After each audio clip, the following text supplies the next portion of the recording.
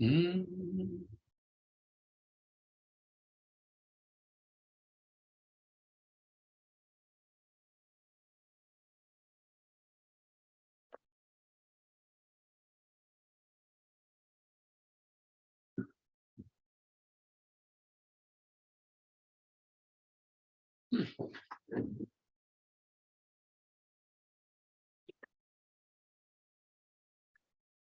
Well, I wish that had more ports.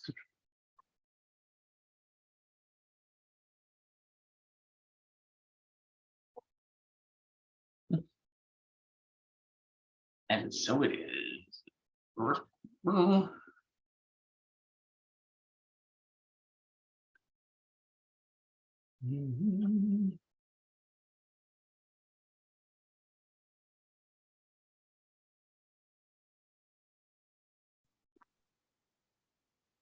Morning. On, Sean? Not much. How about you, man? Doing well. Good. We'll see. Chris will be joining for sure, and we'll see how many other people got my last minute reminder. I almost have forgot about it. All right.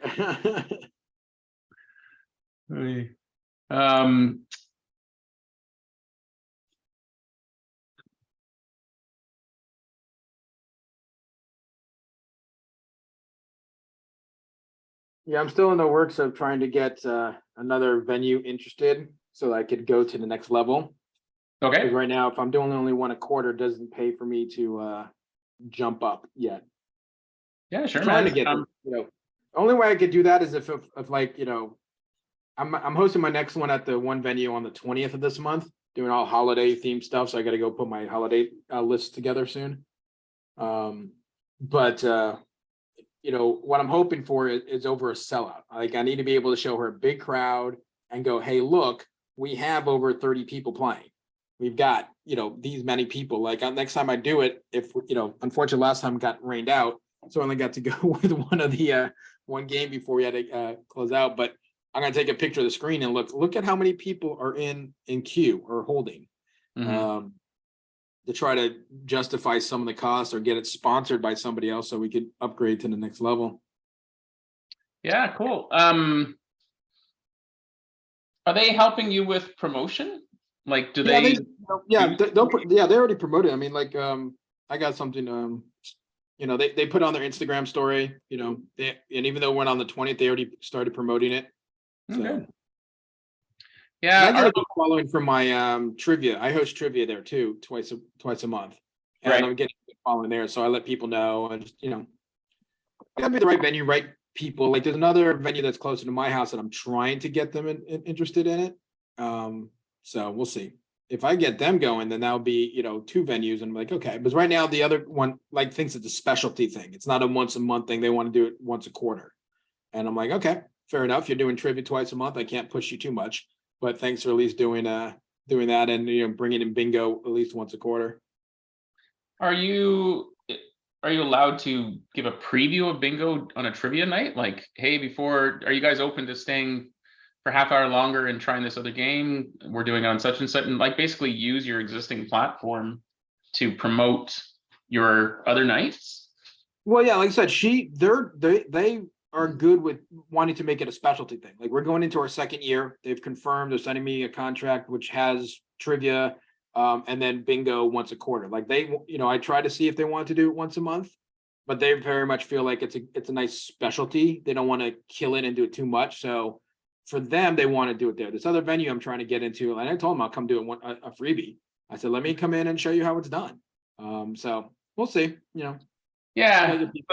Sounds like the other one doesn't know what they want, but yeah, this other venue, yeah, I've seen that with some success where you ask the audience, do you want to try something different for half an hour? And if, or ask them to stay possible. I mean, I could always see, hey, sometime next year, I'm going to go into this and we're going to do a free round and play a quick game of, bingo. And then say, okay, hey, we'll see you on this date, next month, put it on your calendars. We're doing this, that type of deal. So that's a possibility. It just depends on, I got to respect my clients' desires and not push. Sure. But like I said, if I get into this other venue, there's a good chance that I could get them at least going monthly. Cool. What's going on, Chris? Chris, can you hear us? Are you muted? I was on mute there for a second. He just unmuted himself, but we still can't hear him. Weird. Can you hear me? I can barely Wait, hear you. I Like think your I heard mic you. super low.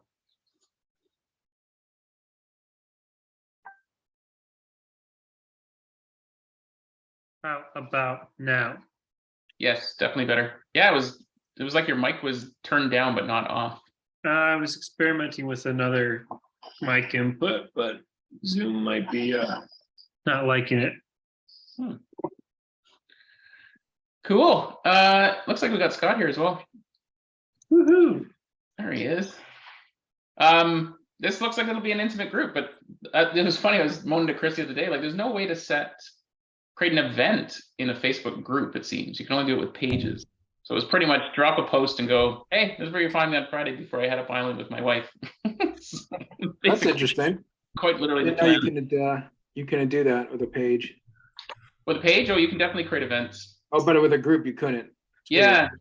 Yeah. Well, and I mean, I only spent 5 minutes looking, but I got frustrated and was like, okay, I got better things to do with my time than All right. figure that out. Oh, well, But you know what? Next time you're gonna do one of these, what you should do is just set it up in Zoom, like you had the link, but make it like an invite.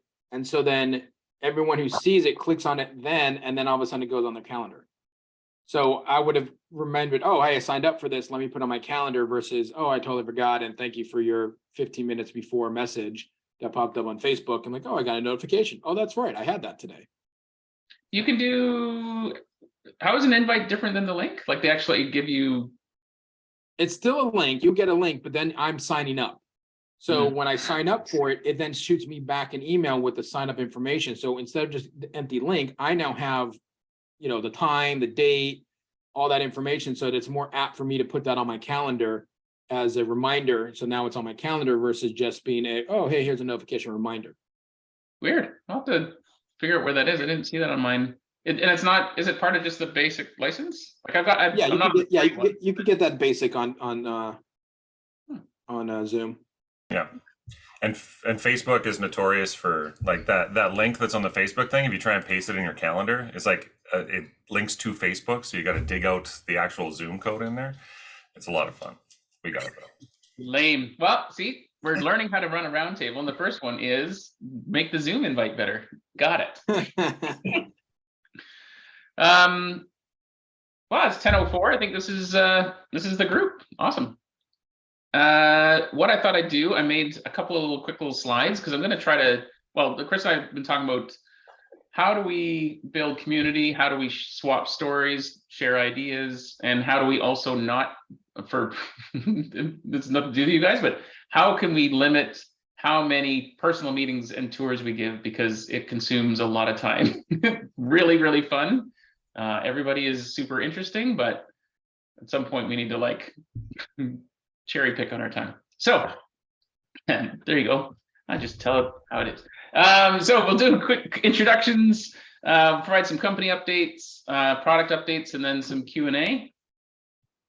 So, I mean, there's only 4 of us, but this is always actually fun because I think the last question I think is always interesting. We do this as icebreakers with new employees at my other company, and it's pretty interesting. After 14 years, it's really hard to come up with something you don't think people know about you, but it's always interesting. So I'll go first. My name's Sean. I live in Victoria, BC, where Rockstar Bingo was created. How long have I been hosting? I've been hosting 2 years because we use it with my band. It's the only area that I host with. My philosophy with Rockstar Bingo has always been, I'm not trying to compete with other hosts. So the only place I'm going to compete is on my home turf with my band. And that's how the app was built. Outside of that, fill your boots, boys. I hope you're all successful. One tip you think other hosts could benefit from? Actually, I just gave one earlier. If you're a trivia host and you're trying to introduce bingo on a separate night, I'd suggest trying to do a little teaser on your trivia night. I mean, just you've got a captive audience. You can treat it as this would be a fun experiment. And we're planning to run this in 2 weeks. And then they start seeing the signs around the place. I think you could conduct little mini games on alternate nights where you're just teasing it and getting people used to the idea. You're doing a bit of education. You're getting to gather data from your crowd without feeling the heat of putting on a successful night. Before you know it, you've basically been able to drop some advertising in your other events by throwing in a quick game. And if you've already got the license, you play one game a month, and the rest after that is a revenue opportunity. So yeah, that would be my one tip. Tell you something you don't know about me. I don't know if any of you know this. I traveled for a year with a group called Up With People in 1991. So at 19, I got to experience what it was like to feel like a rock star. I played drums. I had people set up my drums. I did 14 countries in 12 months, 192 cities, signed autographs. And then came home and my music career was dead. So that was really deflating. And that's why at 50, I'm trying to start all over again. It was pretty much my life story right there. I got a taste of it at 19, and then I was like, oh, right, life. So we'll go top to bottom. JC, you want to go? Yeah, sure, definitely. I'm JC York. I am from Tampa, Florida. I've been hosting this is my first year hosting. I found you guys late last year and brought it into a venue. This year, I got them to do it on a quarterly basis, and that's what we were talking about, trying to get them to do more, but they wanted to kind of keep it as a specialty quarterly event and not drown it out. Working on another venue with a potential chance to do something with it. I found it's fun, it's interactive, it's easy, so I love the bingo aspect for that. One tip I would benefit from is, or tell you to benefit from, is push the green factor and the ease of it. There's no more pieces of paper, there's no daubers, there's none of that. It's really simple. It's all on someone's phone. Everyone's on their phones anyway, so it really doesn't make it a hard sell. But it's nice to say, I do that with my trivia. My trivia is completely touchless too, so it just makes it easy to do that. I actually run a couple entertainment companies. So this is kind of like not a side hustle. This is definitely part of my job. I love hosting this stuff. I love hosting trivia and bingo. But the other part of it is we do everything from full license talent agency in the United States, and we go global. But we do anything from bands, DJs, MCs, hosts, to themed characters, living statues, animatronics, live digital animation, and stuff like that. So like tomorrow, I'll go be the Grinch. So I get to go Grinch tomorrow and have fun and scare little kids. Just leave out the scare little kids part at the end. No, that's That'd the be best part. like inside voice. Stop talking. No, the best part actually is scaring adults. That's even better than scaring kids. Oh yeah, there you go. All right, Cool. I'm tagging down to Chris. All right, cool. JC, nice to meet you. Scott and I have already met, so he knows some of this stuff, but my name is Chris, obviously, and I live in Durham, North Carolina, recent transplant to North Carolina, which is pretty fun. How long have I been hosting? So I'm the newest, greenest member of the team. I have only hosted one game of music bingo, but it was for my video production team. I have a video production company called Cleaver Creative, and hosted a game for them a couple weeks ago. Sean and I have been working together in the video world for a couple of years, and I also started a startup for creative live streamers, which we hosted over 30,000 live streams. And so I had a little bit of experience in the startup world, and Sean and I got to talking, and I said, I would really like to be a part of what you're doing with Rockstar Bingo. So we're working together on this now, which is pretty exciting. One tip, obviously you guys are going to have many more tips and experience than I do with this, but one of the things that I'm most interested in doing, and Sean and I have been talking about quite a bit, is getting hosts more data so that it becomes much easier to pitch, raising your prices, getting into more venues, because you can say, look at what we did in this venue, very similar to yours. We increased, the Tuesday night attendance by 100% over 3 or 4 weeks. we can do that here too for you guys. So that's one of the things I'm most interested in. And I guess that's my tip is, if we're not providing you the data yet, try and track it yourselves and leverage it. And we want to get you guys even more. So that's my goal. Something that you don't know about me. I live in a 1-bedroom apartment with my girlfriend and 3 cats, which is a lot of cats. It's always exciting over here. That's probably one thing you don't know. Are you a cat person, Chris, or a dog person? I never would have described myself as a cat person, but then I had one cat with my ex, and his name was Bruce, and he kind of won me over. And then Biscuits, who's a rag doll, she showed up on our doorstep one day and kind of won my heart as well. So I guess I've become a cat person, kind of surprising myself. Cool. Scott, it looks like you just pulled a beer out of the snow in your backyard. There we go, done. No.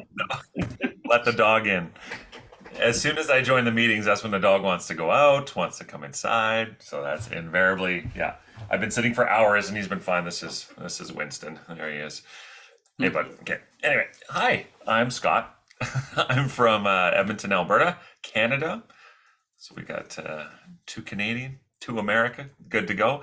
I've been hosting professionally probably for 21 years, bingo for 12 years. I'm origin one of the OG paper guys, and actually we were introduced to music bingo, that I guess a paper form that came from or regained popularity from Victoria, and then it sat on a shelf in the entertainment company I worked for years. And then it was dusted off in 2010 at a local bar, and it just caught wildfire. Where in which I was like, my first weeks were like 6 players per round, and then at my peak I was like 130 players a round twice. Yeah, it was just weekly stuff there. We had local sports people coming. It was a lot of fun. And now that I'm older, a little more mature, it's mellowed out a bit. But I still work for the same company or same bar group, and do some stuff there. I do 2 shows a week. I also have some other professional hosts. They sort of do their own thing, but I supply some stuff for them. So yeah, we've got about 6 shows in the Edmonton area. I've been hosting online for 3 years. Every month we do an online one, sell tickets on Eventbrite, get people going there. That during the pandemic, hugely popular. I guess where I first started charging was the New Year's Eve gig, where I gave some money for pet rescue society, and that did really well. And then we just, during the pandemic, we were doing every Saturday night, and it was amazing, all on Zoom, and did that. And so I have another show next Saturday. Next Saturday I have a show, and I'm doing stuff there. But I guess a tip that you think from other hosts could benefit from. There's probably lots of little tidbits here or there I've learned. Most are obvious. I mean, if you've hosted, you've done stuff, you know the basic things. But I know for Rockstar, and I've talked about this before with you guys, but being able to see how the cards are listed out when you're looking at people's cards, and they list from the quote unquote best card, or the card that's doing the best, all the way down to the bottom of who's doing the worst. So I've added in, if you have the unluckiest card at the end of a round, you're going to win a bonus prize. So it gives you a good opportunity, especially those players who might feel dejected. You're like, don't worry, Tammy, you're still in there. Can you hold on? Can she hold on till the end and get that unluckiest prize? And quite often I've made the unluckiest prize better than the top prize. So it's like just flipping the script on its head every once in a while, just keeping people on their toes. So that would be my tip. Tell something we don't know about you. Do you guys have Safeway in the States? I think you have Safeway, right? Yeah. So my dad worked for Safeway a long time ago, and in 1988, it was the Calgary Olympics, just there south of us.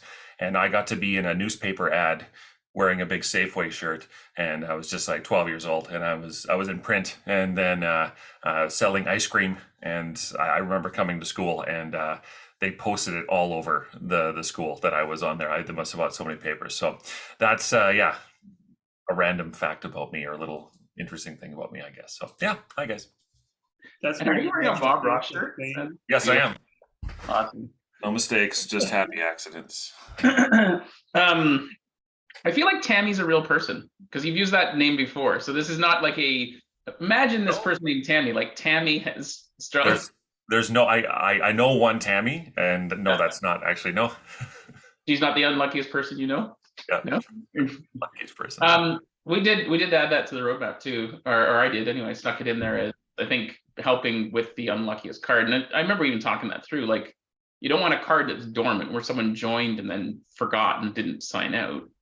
So they need to have been like still kind of engaged. But yeah, I'd love to. And that's kind of to Chris's point, the data, some things would be really easy to just surface in real time in the game too. It's actually one of the reasons why we provide the Spotify info on the sidekick screen, is that you can actually see like how danceable the song is, how folky it is, how like it actually gives you the stats, like Spotify will tell you. And so like if you need some sort of information to give somebody, just be like, did you know this song is 96.2% danceable? Like let's show them why, you know?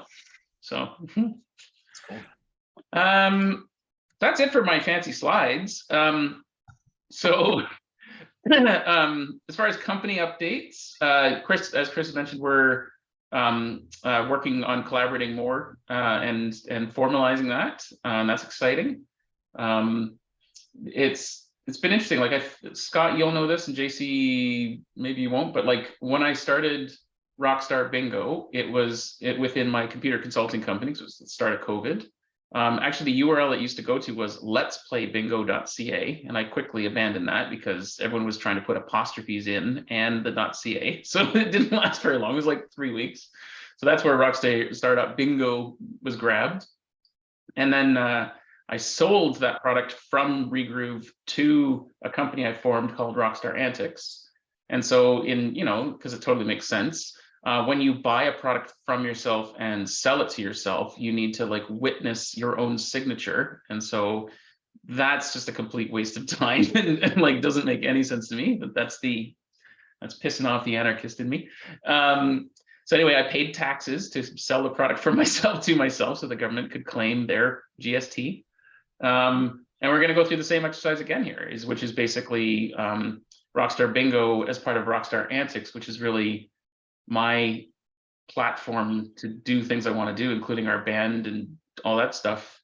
Rockstar Bingo is going to more formalize and become stand on its own, because it needs that kind of maturity and stuff put into it. So yeah, I don't mind saying like we're trying to think of names for this parent company, and even Rockstar Bingo, like should it be renamed one day? It's still something that's I don't mind saying the things that are on my mind when I think about it is trademarks. Rockstar is energy drink and Rockstar Games are very similar. So for trademarks and copyrights, it's just a non-starter. So one day we might rename it, but do we call the company it? Do we call the product it? These are all the sort of things to think about.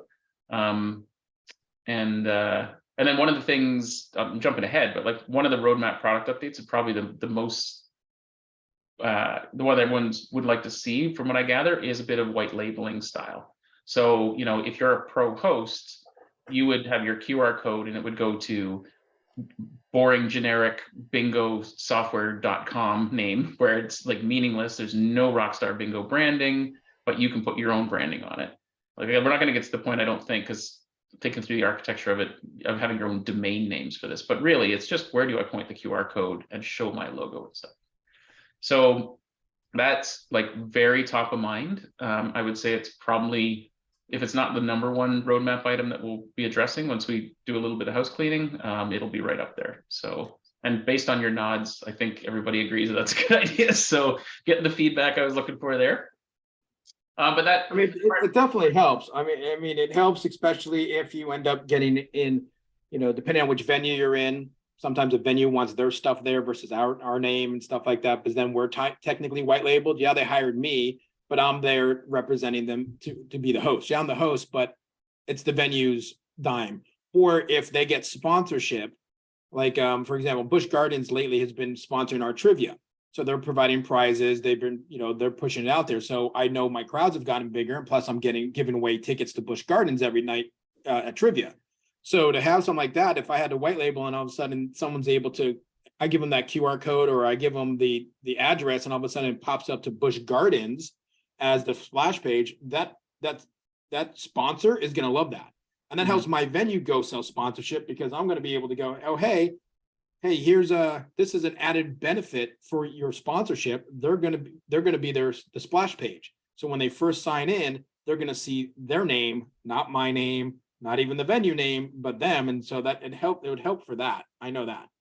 That's interesting because that's not exactly what I meant, but it is something that I hear a lot too, right? Like there's putting brand on it, your colors and stuff, and a splash page is interesting, like giving hosts the ability to put something in front so that you can do whatever you want. So that's really interesting. Just a thought.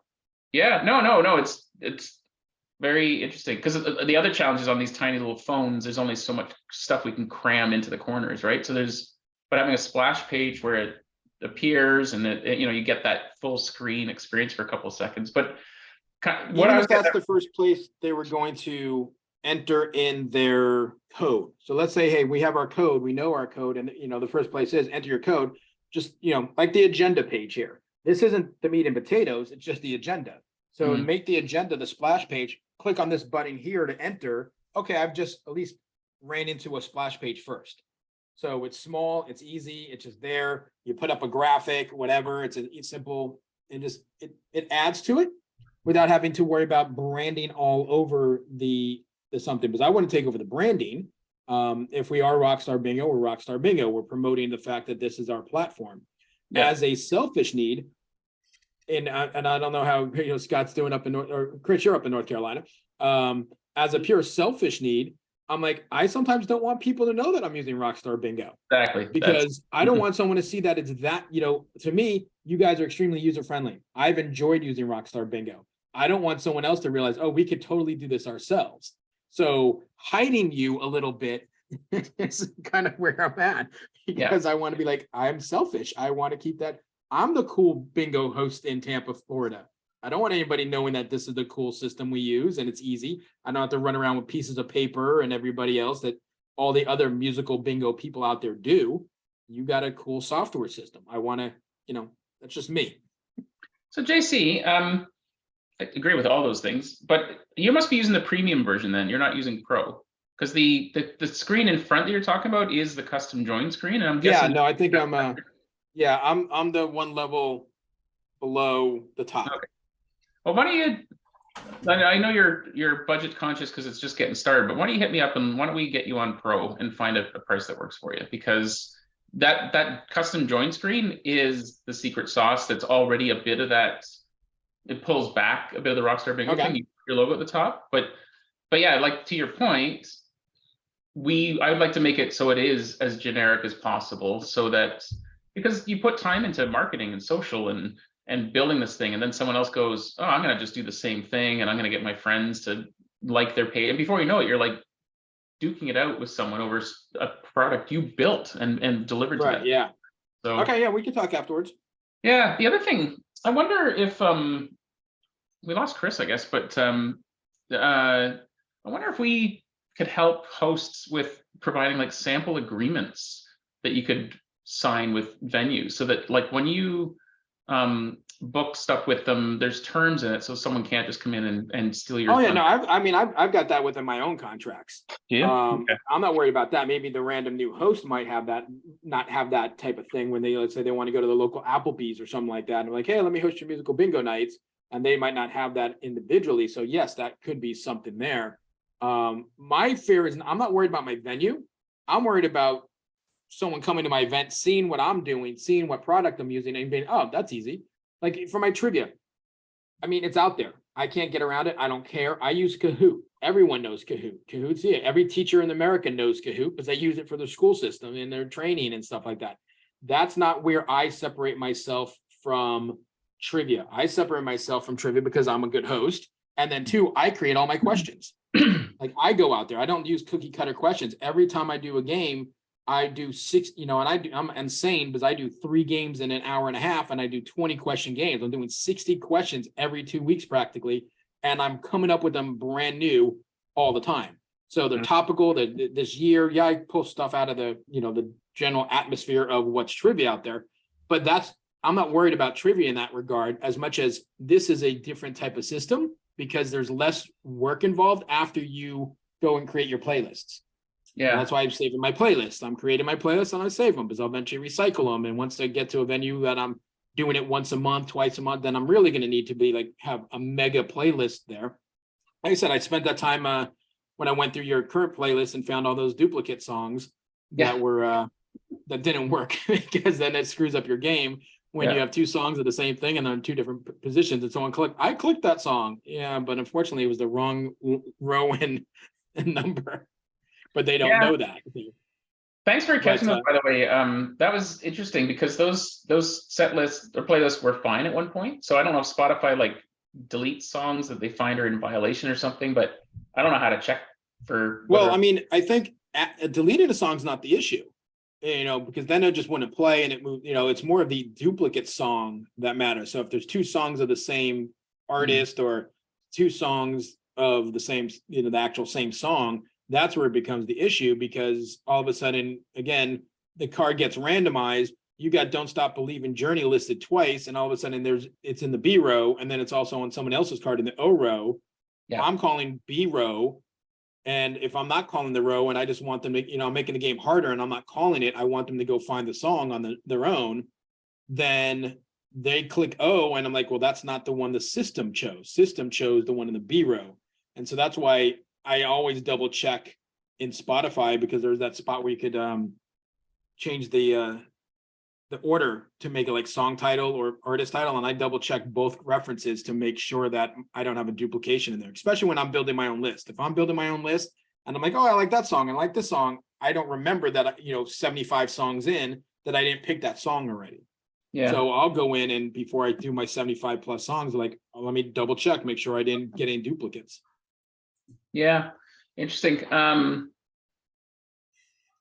Actually, could I pop in there? And just, so I mean, what I've been doing is I've curated quite a few lists, and I use CSV upload just for the ease of doing that. Like I make my playlist in my DJ software. I export it as a CSV. I make sure everything's all right, and then I have a master list that I say what songs are in what round, so I'm not duplicating that.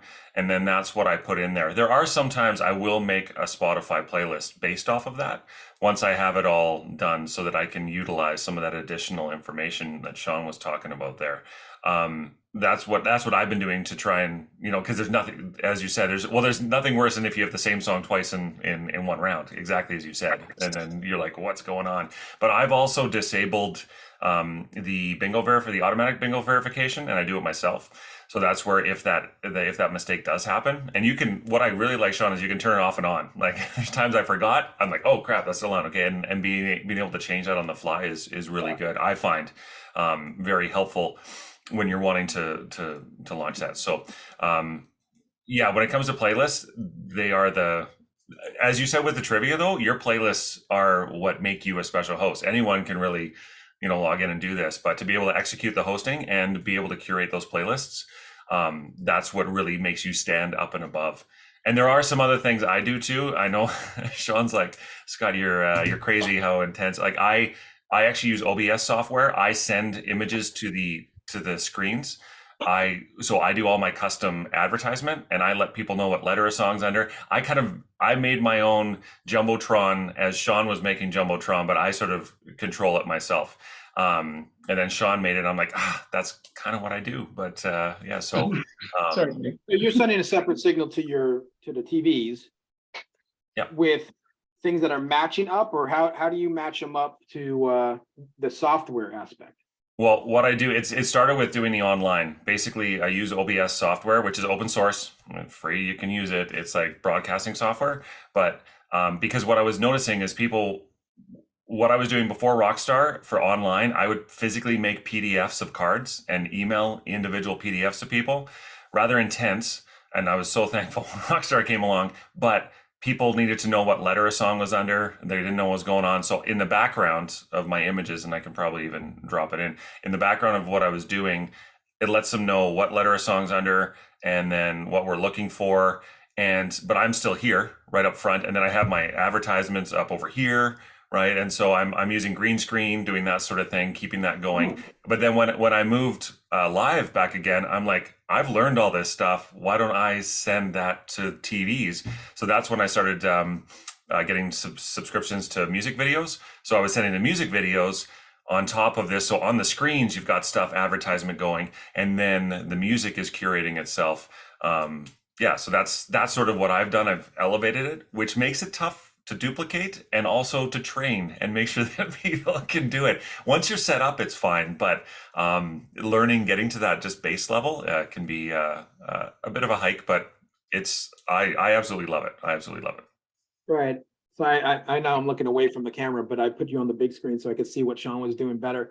No, I like that. I mean, honestly, I think the next variation of this is a easier integration of Spotify and music videos, or just pulling it straight from YouTube video, music and video, because being able to put videos, and that's the thing about my trivia I like, is my trivia is very visual. I have a big screen at this venue that I get to plug into. So, I mean, obviously not by December 20th, my next time I'm hosting bingo there, but the next year's version, I would love to be able to bring in a lot more videos. And I know it's Sean, maybe that is the pro version versus the premium I'm in, even though I always think premium's above pro. But the next version up might already have the easier integration. Like, I know if I want to start a song right now, I just start from the beginning. But if I really want to go in there like Scott does and be very intense about it, I can go, okay, I want the hook of every song. So I'm going to listen to all 75 songs of my playlist and go save it there. I think you do that in Spotify, right? Yep. Or is it in Rockstar? No, it's in Spotify. Rockstar, Spotify. you can set the start point. It's in Rockstar, yeah.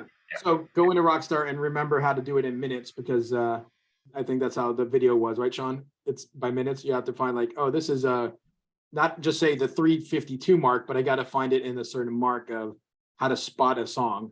I know I watched a video a long time ago. The spot a song? You mean the start? Start a song at a certain point. Oh, spot. Yeah, you can do it down to the second, but yeah. So you go to the second, like, okay, so you got to go through that entire list, because I don't. But there is something about the beginning of a song that's kind of fun, because it's not easily recognizable sometimes. Some songs take a little bit longer, and that gives an advantage to somebody who's a music buff. It just sucks when some of those songs are like 7,000 minutes before they actually get anywhere. But yes, I mean, the integration of videos is probably right up there with, to me at least, right up there with. What is that? What are you showing, Sean? What is Stephen Moon doing on the screen? that's Jumbo. You're gonna wanna check out. So this is Jumbotron. So we cast this, like at our show, we cast this using a Google Chromecast, which is $35 or whatever, running from a laptop. So there's the intro video, which you saw before, which is like before you hit start, when everyone's kind of in the lobby, you can have a video that, like I use Biteable, but use anything that kind of just use this QR code. These are the rules. We're taking flash photography. You might end up on social media, like your terms. And then when the game starts, you can have a default video, which is usually what we do, because as a band, we're playing 75 tunes. I don't want to do 75 videos. That's a lot of work. So we just choose a party background from YouTube. And so this one's an hour long. And if we even get to the end of it, it just loops, it starts from the beginning again.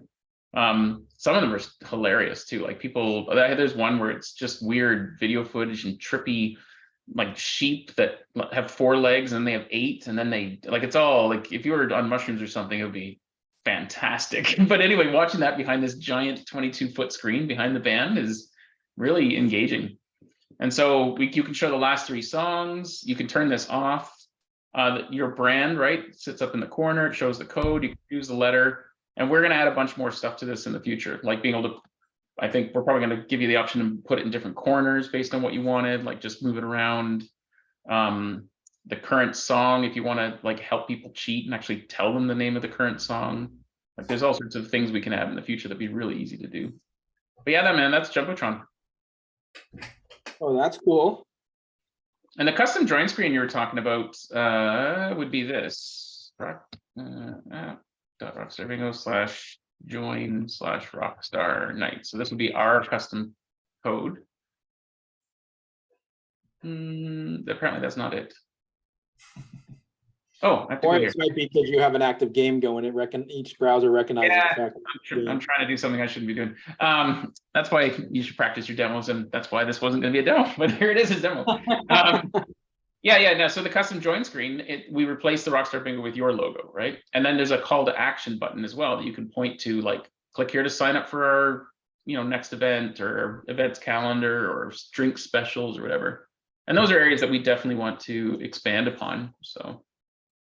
But that's out of the box in Pro. And what Scott was talking about is you don't use Jumbotron at all, Scott, because you're actually driving the video and you're doing your overlay stuff, at which point you can like do animations and do all sorts of stuff, which is a whole other. If you want, like, this is where I know there's just 4 of us and we're kind of hijacking a bit, but I want to sort of talk about, and maybe Sean, you've never seen what I've done. And so I can connect my laptop right now and I can actually show you. Make him a host, Sean. I want to see what Scott does. Well, and Scott, you still do it online, right? Yep. So, and your next show is tomorrow? Next Saturday. Yeah, JC, hook up with Scott and you maybe just like hang with his show online. Yeah, I'll send any of you. Scott?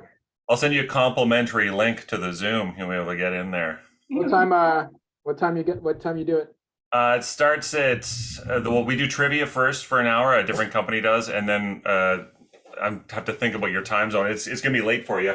I start at probably 9 Mountain, so it'll be about 11 for you, probably. I think. Oh, it's even better. No, later for me is better than I mean, I'm working, so I mean, Perfect. Okay. It's the holiday season. I got Santas yeah. and Grinches galore going on. So the fact that it's later at night that's even better.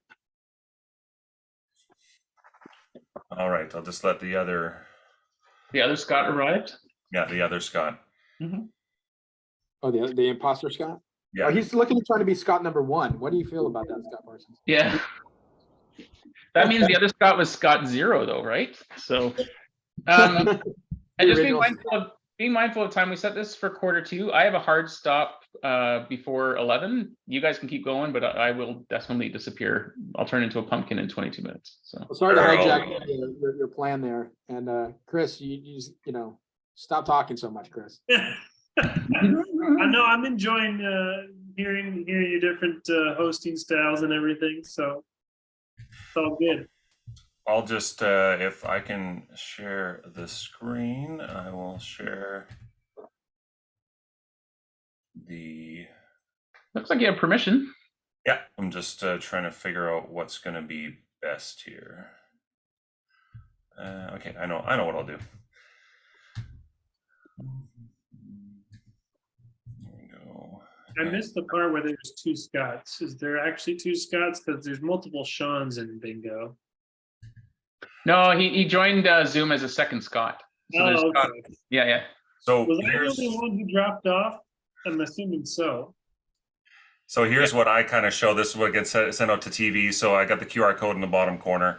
Also, for those who their phones aren't working, I just have that how to join, and I can customize, move all these around. Then I let people know what letter a song's under, the I, the N, or if we're looking for one-line winners or looking for a blackout. And then I've also made some custom stuff. So if you get bingo, then these are people from the actual bar. And it's not as choppy in real life. It's actually pretty slick. And then it jumps back. And then I also use, if people make a mistake, I give a big old bing no. You got that? No, you can't. You're out, right? Yeah, there's a lot of stuff you can do. I've done stuff for like birthdays, and I don't know, this might break it, but yeah, I'll do a like that's what I've just made on Canva, just made something there. You can go in there, or it goes back to the show. And then, what's the other thing? Yeah, I do have a promo, so I can keep the promo. So this is where I might have an overlay promo, and I can just drop in whatever I want to there. So different bars, I have different promos. I'm like, give me your all your promos, and then I just loop them in and then do that. So, and that's all with, if I can jump over. That's all using, this is OBS. So it's all just multiple layers and doing a lot of stuff. This took me some time to learn, but that's basically how I do that. And then I can set stuff up. And yeah, you can, I think, yeah, we also had one where we did a karaoke. No, I didn't do that. But anyway, that's, in the sake of time, I will, yeah, that's basically It's impressive. of what I do. That's very cool. Very impressive. Mm-hmm. And there's no saying that you couldn't integrate Jumbotron and do OBS and leverage both easily, which is yeah, nice. like I use virtual DJ, so I take the virtual DJ video out and I put that as a layer, and I can resize it whatever I want to. So I could take Jumbotron as a separate screen and overlay it as a separate layer, and then I use good old Stream Deck, and that's what I use all my controls. I control all my buttons, so all my screens, I just press buttons and sub menus, and yeah, I've fully nerded out on this, 100%. It is fun. It is, I mean, having been involved in the Twitch world and streaming world, it is kind of wild how far you can go in the rabbit hole of hosting your own show, basically. Like you're your own host, but then you're also like the controller and tech guy. Yeah. So, I mean, I appreciate that Rockstar had the Jumbotron, because it gives you that ability to project something to the screen. And with those, you could actually make an entire promo loop and upload it to YouTube, and then just link that as your pregame or your during game. And then you could customize it for whatever bar you're working in. Or you could go 100% nerd like me and learn about that. So That's And what that I code would and say. that code that you did at the bottom with like the beats one, that, you know, the Rockstar / join / beats one, that is because it's at that next level, right, Sean? with the custom code URL, comes in because of the pro level.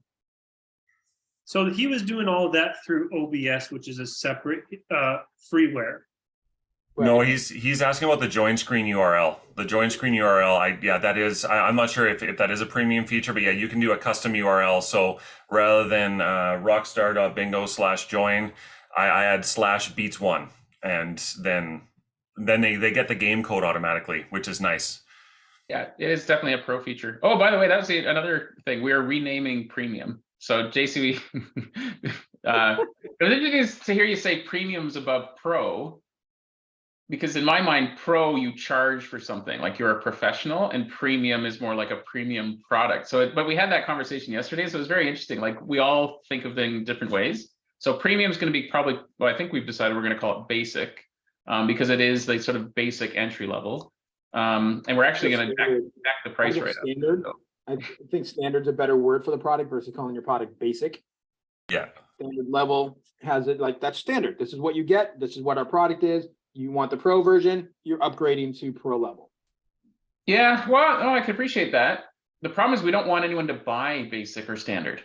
That's actually we want everyone to be a pro host because we want it to be like you guys. Like, well, yeah, no, I mean you could right? see. I mean anything else. I mean even if you just, I mean standard to me it's just another word for basic without calling your product basic. So you're just saying it's standard, and the standard gives you, you know, standard is for you to do this at your house with your friend, your family. Right. It's not for us to go do something. I was using it to try to enhance and get someone interested so that I could truly value stepping up to the pro level and be a pro host. So if I was really going to, you know, have venues lined up, there's no doubt that I wouldn't be at the pro level. You know, it offers too much. And especially like, look, the limitation on cards, you can only fit 30 people in a game. You know, you want to make sure that someone really wants to buy it. Then not that I want to do this to myself, but say standard only give you 20 slots, not 30. You know, that's something to think about, you know, just because of your levels. You want someone to buy your product, you know. What's hilarious, JC, that's exactly the conversation we had this week. We were talking about like, is it 30 people? Do we bump it down to 20? But then it was going to become an architectural thing with code and testing. We're like, you know, let's keep it 30. So what we're doing is raising the price of basic or standard. Your price, like that you had before, like if you already had the existing pricing, that changes. And let's move you to pro anyway, man. We'll connect and get you doing that because you're missing out on some things there, and I'd like to make that easy for you. But yeah, we don't want people to buy basic because usually they're in a hurry, they didn't want to pay a lot, they didn't read the instructions, and so they become like a thorn almost, because they're going to take up 50% more time. If they don't like it and get frustrated, then it hurts the brand. So like, it's just not really what we're about as an organization. We're not a B2C, the thing, we're not a B2C company, right? Like we're business to business. We're building a product for you guys to make money, and the people are the consumers of what you guys deliver, not what we do. Like we're not Jackbox, much as we do the room code thing, which made it very familiar. That's the only way we match up with Jackbox, because Jackbox, if you've ever played it, it's the host. It's Cookie Masterson. He's hilarious. It's right. No, you guys are the Cookie Mastersons, man. You guys are the guys that are charming, and we want to empower you. But people, there's a training element. You need to be comfortable with it. You need to make sure the venue's good. And these are things that someone paying $7 a month for are not thinking about. It's not even crossing their mind. So. JC, I kind of missed the venue that you're in right now. You said you host there quarterly. Yeah, I'm at a outside venue in downtown Tampa. It's called Sparkman Wharf, and I knew a year ago that I wanted to go after their trivia because they had somebody else doing trivia there, and I thought it was kind of lame. So I presented him, without telling him I was using Kahoot, I presented him a easy, touch-free experience, visual. They got a big screen right next to their stage. It's outdoors, so it worked out great, minus some rain that we got affected with the year. It is Florida. And then I said, well, I have this amazing opportunity to do musical bingo. Are you interested? And so we did it quarterly. We're about to do our fourth one of the year on December 20th. I got to do some holiday hunting songs, which may also include, Whamageddon, because, how do you not, someone's going to get got. You're going to get got at bingo night. I won't do it when I'm DJing there on the weekend. I'll tease it, but they're going to get got on the 20th. It's going in. Whamageddon's happening. I want to try to get them to do it monthly next year. And that was a big selling. I was like trying to sell them. We had good crowds. We want to get this there, but they kind of just in their mindset feel like bingo for them is a quarterly special something versus a monthly. And I'm like, okay, can't argue with it. You've got a lot of things on your calendar. They do a ton of stuff there. And if they want to bring and make bingo something more special and they're going to push more behind it, then great. And we've had some nice prize packages for bingo. So they've actually upped my prizes that I get to give away because it's quarterly versus a weekly, monthly, bi-monthly type thing. So that part's been nice. I think you fell off before, Chris, when I was telling Sean, I'm trying to get another venue closer to my house where they do it monthly. And I'm trying to snake in and steal that from the other person because I'm like, oh, hey, look how easy I have this. You guys don't have to worry about pieces of paper. You don't have to worry about this going into your lagoon. It's like one of these man-made lagoons. And I'm like, you don't have to worry about the wind blowing that. They're on their phones. And then and Sean and I are going to work this out to go into the pro version, they have a monster screen on the screen. So now that I get to project stuff on that screen, be it just a video, like you said, that's going to just keep running in the background, be it the holiday stuff or random stuff, or eventually start playing some music videos to match some of the songs, not maybe all of them, but some of them, that just raises that element to go, hey, look what I get to do for you. Plus URL it. If the URL isn't like Beats One, which is, by the way, great name. I loved your bingo tunes. Good name, Scott.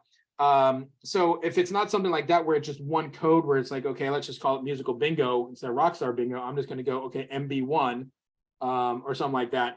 Then as my code, then it could be their code. Then I'm pushing, okay, well, today's code, you're at this venue. So it's going to be rockstar.bingo/join/ Metro Lagoon or ML or Epperson, whatever, their name. Then, I've got that ability to sell to my venue. You go, hey, so there are elements that I really do like that are up there. I just need to be like, hey, I got to justify this to my business partner, like, spend the money. We're going to get this. I gotta get there. Do you mind sharing? I mean, and if you do mind, no worries, but do you mind sharing what you're planning or what you're pitching to charge these venues? Right now at the bingo that I'm doing quarterly, I have them at $350 a game. Okay. Not a game, but like a night. Sure. Because again, it's once a quarter. And it kind of goes along with the the rate. Now, however, I just did get a raise for next year, so I'm actually going to be at 450. You're going Because I up asked to them, yeah, so I got them at 450 a shot for next year. okay. And do you know how many players you've been getting there? The first time we ever did it, it was during a good week. Like, it was a good week for the venue. I think, I'm not sure if it was around spring break week. So my first game, I could have probably put 60 players out because I had all 30 go in a heartbeat, and then there was a big waiting list. And then the next time, people started getting on the fact that they could already put their name in, and all they needed was the 4-digit code. So when the next game came up, boom, I had all 30 players in like 2 seconds. The next time we did it, I had less of a crowd, so I didn't even hit the 30. I was in that mid-20 mark and stuff like that. So I wasn't pulling in the same crowds I'm getting for trivia yet, but it's, you know, it's also this time of the year. I'm anticipating the week before Christmas to be a pretty good week. I think people are already off school, off work. It's the 20th, so it's the Wednesday of the week before Christmas. So I'm hoping to get a good holiday crowd. And I have trivia not this Tuesday upcoming, but the following, that I'll be pushing bingo. And plus, it's already on their Instagram page. They're doing it. I'll put on my Instagram page. So I'm hoping to get that 30 mark. What I was telling Sean before, like, to sell to that venue is I needed to show them, hey, I did 30 solid 3 sold out games. And oh, by the way, here's my wait list. Look how many people are on my wait list. I need to get up to the next thing. I was pretty much trying to get my venue to say, yes, we want to do it and commit, so that they paid for the upgrade. Because, you know, that's how things are nice to go. I figure that's actually a pretty reasonable argument you could make to them, to say, listen, like, this really only works for me if I have monthly clients. So if you guys want to pay to have all 60 people in, you buy the license. Yeah, that's why I'm working on this other venue, because if I could get into the other venue, I think they will be our monthly. And if I got 2 venues, then you know, even one's only 1 a quarter, but the one that's closer to me, which is also nice because it's all of 15, 20 minutes top from my house, that one's nice because then I'm like, hey, I'm there monthly. We could set it up. We could have all these games. And you tell me, do you want to do 3? You know, I could easily kill 2 hours. I mean, that's the nice thing about bingo. You could kill 2 hours in a heartbeat because you just played a song longer, or you play a song to the hook, and because everyone wants to sing that, or like, oh, hey, there's, you know, I remember during the summer, I played, you know, I was doing Disney stuff or something like that. So Frozen came on, or these were songs you just sing to. I wanted something that everyone would sing along. I'm like, sorry, parents, I'm going to do this to you. Played, because I saw the next song coming up in the queue, played Frozen, played Let It Go. And I'm like, all right, you know what? I'm going to just have to let this one go until the hook, until all the kids are singing it. And sure enough, and then everyone started singing. So, you know, you play Sweet Caroline, you got to play that song, at least do the first hook so that everyone could sing. So, you know, that's just, it's easy to go by, you know, an hour and a half fast. It's easy to make 2 hours a piece of cake with musical bingo because you just played a song longer. I mean, Sean knows. I mean, the theme, if you guys don't mind, the themes of your music, do you always do one theme for all 75 songs, like 60s and 70s, or Disney, or do you sometimes mix different genres together for a game? I could probably jump in there. I have 3 mix rounds where it's wide variety, like 50s to 2010s. And then I have what I call party, which are 2 or 3 of those. Those are newer, quote unquote newer, but then I have decades. I have 80s, 90s, 2000s, 2010s.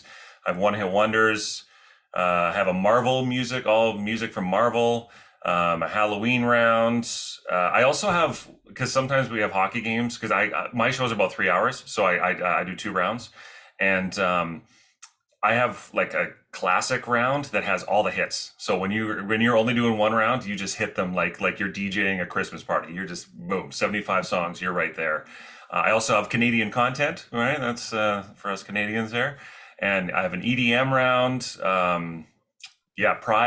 Pride round, like other things like that. Movie and TV, that's a fun one too. Country, yeah. So those are kind of the ones that I do. Okay. And I did the same.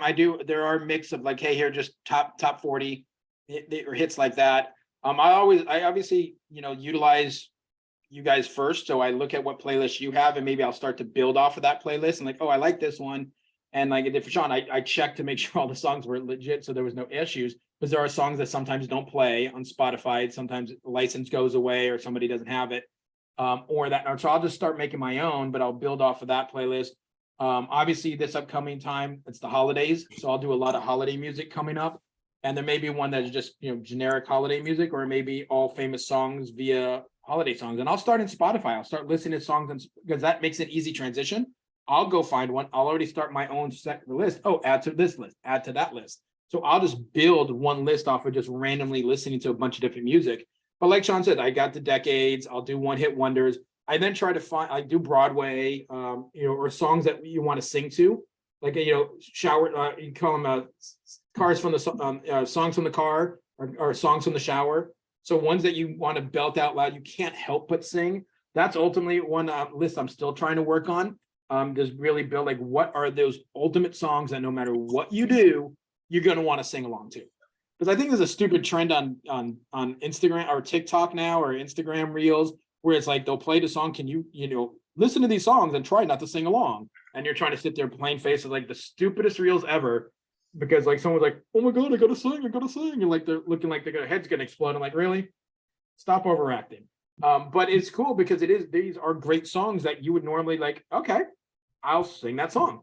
Right. It just so those are that's the ultimate playlist. To compliment it on the Jumbotron. I can already. Oh, the Jumbotron, like I want to do the Jumbotron, it's got to be all about the 80s. Like the 80s to me, it's like it's my MTV list. I would want to be this is my MTV go-to, that these are the songs that made MTV when the M stood for music and then TV. Like you actually played videos, not watched Real Worlds and all this other bullshit that's on MTV. Like you do understand that word was music, right? You don't play music on your TV channel that's called music television. I'm sorry, I'm old. I'm dating myself. No, I'm the same way. I mean, I was in elementary school. I came home from elementary school and watched the first video on MTV. Like I was there. I watched it. And so for me, the 80s is all with the Jumbotron is all about playing songs with videos, even into the 90s. But that would be the ultimate for me is. For sure. I mean, I know they still make videos because they still have MTV Music Awards, but playing old school, videos from everything, that'd be, say exactly. Songs you just want to sing along to. Question, Sean. Sean, you have to go. Hard stop. Product updates. I saw you had the timestamp on there. You had the timestamp of when a bingo's called. I saw that. Thank you. Well, so Chris doesn't even know that got snuck in by Matt. So Chris, I did a show last night, and someone called bingo, and timestamp was in there. And so I pinged him. I was like, "Oh, you sneaky bastard! You just slid that in there." But he was like, "Oh no, it was in the product way back when." And so he just had to re-enable it. Like basically, it was for testing, but it actually makes sense to show like Chris called bingo at 11:57 and 56 seconds, so that as a host, you don't get caught up in, "Oh no, I was first." Like, no, man, this is digital data. We're down to the millisecond here. So that's awesome. Huge. Especially as groups get bigger, people getting bingo at the same time is going to be much more of a problem, opportunity, whatever you want to call it. So depends on the pricing. If the pricing is like a Budweiser trucker cap, nobody cares. But by the way, your border game, I don't know if Scott could probably talk about this. The border game is pretty much half a step away from blackout. Yeah. Like I tried to do border thinking it's kind of cool, and I pretty much went blackout to get the freaking border made. Game lasted forever. I started scrolling down. I looked at the guy who was needed one left. Like the guy who, like Sean said, I looked at the card. This guy only needed one. I went into the playlist. He was freaking last. The last song he needed was the last song in the rotation. Like this guy's not going to win. He's going to sit on one for the longest time. Yeah. That's X, four corners, blackout. They all take the same amount of time. Like it give or take a song or two. Four corners is quicker. That's why I'll look for the blackout and the picture frame at the same time. So whoever gets whichever first, I'll just do the other one. An X will hit you about 45 minutes, a little under that. But yeah. So Sean, any other product updates? Sorry, I keep bringing back because that's an agenda item. I want to see what you're thinking there. Well, actually, we're having a roadmap meeting this afternoon, and we're going to have that more formalized. So I think the next time we do this, which I'm thinking we should do this every 2 weeks. I don't know. Chris and I will figure out something. We can talk about it. I would like to build up the momentum eventually to be doing it weekly. But maybe as we start, we do it bi-monthly and then kind of build up to every week. Yeah, We so have to hang- spend a bit more time promoting it to the group and to users. Yeah, sorry. I gotta go. You guys can keep chatting if you want. I have to There drop are this. updates coming, but just today was more like trying this concept out, which I think it worked. No, we really appreciate it. Thank you so much, Sean. Me too. Yeah, Thanks, thank you Sean. A guys. reminder too, I totally would have missed this. I forgot to put it down on my calendar. But this Yeah. is very helpful. Sean, shoot me an email when you have a chance. We'll touch base offline and get some things sorted out. Sounds good, man. Okay, talk to you Appreciate later. you guys. Thanks, Sean. Well, nice meeting you, man. Yes, you too. Bye. All right, see you, Chris. Let's see, yeah. There we go. Nice to meet you, JC. Nice meeting you, Scott. Have a Yeah, good and one. if you actually, maybe I'll shoot you my email, and then if you want to chat about anything, I've been doing this for a while. So Yeah, no, that'd be great. My email is real simple. It's just JC, just the initials, at classicentertainment.com. classic entertainment.com. Okay, I'll shoot you an email there. I appreciate it. Yeah. Thank you. I mean, your screen looked great. I mean, that's awesome. I loved everything you just did. And I mean, maybe that's me in the future when this takes up. I mean, I got a lot of other things that happen. This is kind of like a little side, do it, but it's like, it's not a big money maker yet on anything else or encompassing. So that's why I'm like, if it's already built in the system, great. Let me play videos, great. Yeah, for sure. It's I now that they're not on, I find the signal I'm sending, I plug right into the HDMI, like I go right in there. So I'm sending a good looking signal. Sometimes when you're Chromecasting, it looks grainy. I want a Chromecast. If I do it, I'm gonna have it up on my laptop too. Split screen, 1-to-1, and then just HDMI straight off my computer. Or worst comes to worst, I use my computer, which has the better, cleaner signal. HDMI the videos that way, tie it into a secondary computer where I can run Rockstar Bingo on a second computer. Well, I actually run. Yeah, I bring my tablet, so that's what I run Rockstar off of, and then my computer, I basically run everything else off of that. And when I'm using Stream Deck and OBS, I run it in the background, and I just basically run I use Virtual DJ, and then I send the videos out from there. So I'm only using one computer, but sending all those signals. And thanks So to you're using, I have Virtual DJ too. Yeah. On ISO. So you're using that to play your songs, or are you using that? So you're not using Spotify. Nope. I'm not using Spotify. If I ever wanted to branch out and create like a light version, like if I wanted other people to do it, I would stick with Spotify and everything else. But mine's sort of what I call the beefed up version. That's mine, where I use Virtual DJ. I set all my cue points. I put everything in there. I export my playlists in CSV and I load them into Rockstar. And yeah, so I'm using all the files right in Virtual DJ. So I have folders of Virtual DJ that have all the songs in there. Because I know you could play videos through that too. And I know that's I mean my computer with Virtual DJ, we have thousands of songs of music already done already. Yeah, so but I think that building playlists and getting the information, like I wouldn't use Spotify as my playback, but I would potentially move those playlists in the Spotify for a couple reasons. It does give you the extra information if you're using the sidekick screen. But also now people can follow you and they can follow your Spotify playlists, right? So now, and I mean, you feel like you're giving up something, but I think that actually having people connect with you going, no, these guys are the OGs. They're the people who did that. Much like stealing jokes or comedy, like if you put yourself out there and you like try and elevate the game, things only get better.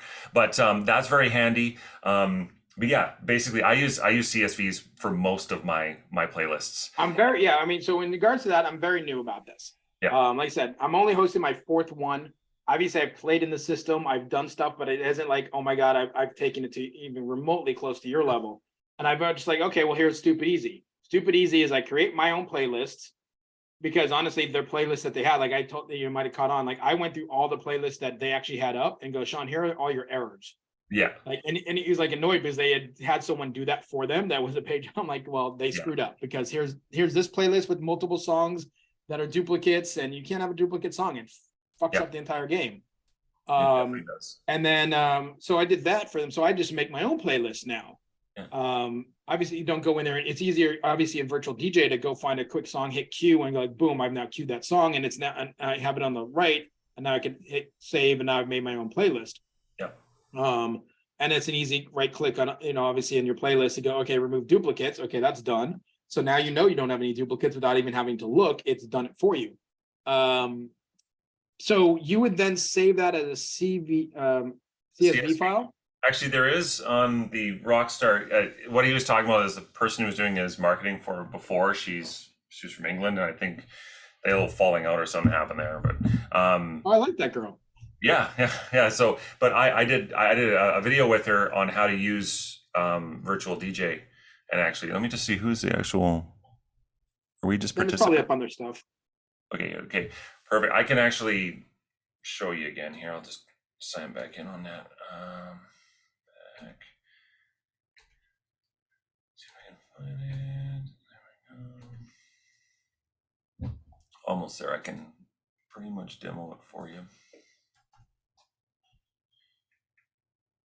1 second there.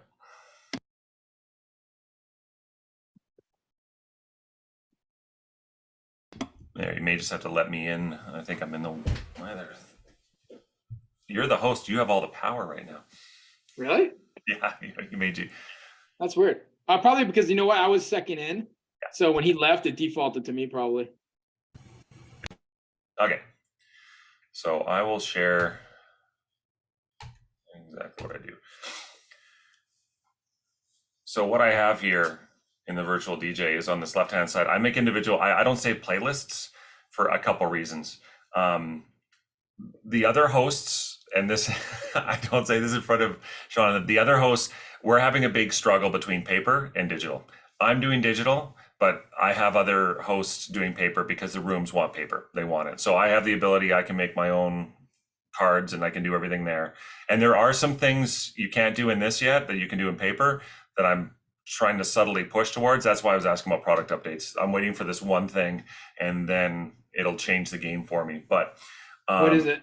It's static columns where always the same songs fall underneath the same column, right? Because now what I used to do is what I call Jeopardy rounds, which the B column is all Beach Boys, I is songs from the 80s, N one hit wonders, glam rock, okay. Right? Or you can pick style. Yeah, got it. Exactly. That's why I call it Jeopardy. Cool. But that creates the ability you could have a theme round without having sub themes. Because to come up with like an entire round of glam rock, some people would love, other people would be like, oh, or country or all that stuff. You want to mix it up so that you can have a bit of fun and people focus. And you can even make a game of it. I'm like, try and guess what the columns are. Try and do that. Like we had this old CD mix compilation called Big Shiny Tunes because we have Much Music, which was like the MT Canadian equivalent, and they would have Big Shiny Tunes. So Big Shiny Tunes #2 was the best. And so I made an entire column of Big Shiny Tunes #2, right? So you can do stuff like that. And once they do static columns, then I can do that. And that is something I've really missed and I want to do very much. But as you can see here, I do have my playlists here. So this one, you can see these means they're MP3s, that little symbol, but that means they're videos, right? So I have two versions. I have the MP3 version and I have the video version. Nice. And then I make these playlists. And then what I do is you can see, I just set all my cue points. So they're always the same. They're always there. But let's say, where is a song I can think of? Well, the Final Countdown is a prime song of what you're talking about. So, I don't even have, where's my digital? Anyway, there are some songs that take forever. Oh, here's a U2 one, right? But let's say you need to buy yourself some time. I can play it from the beginning, or I can hit for my cue point here. True. So once I make this round, I set my cue points once, done. Now I can reuse this round and do it again. So it is a little more intensive because you have to set your cue points before, or there's other times I know where,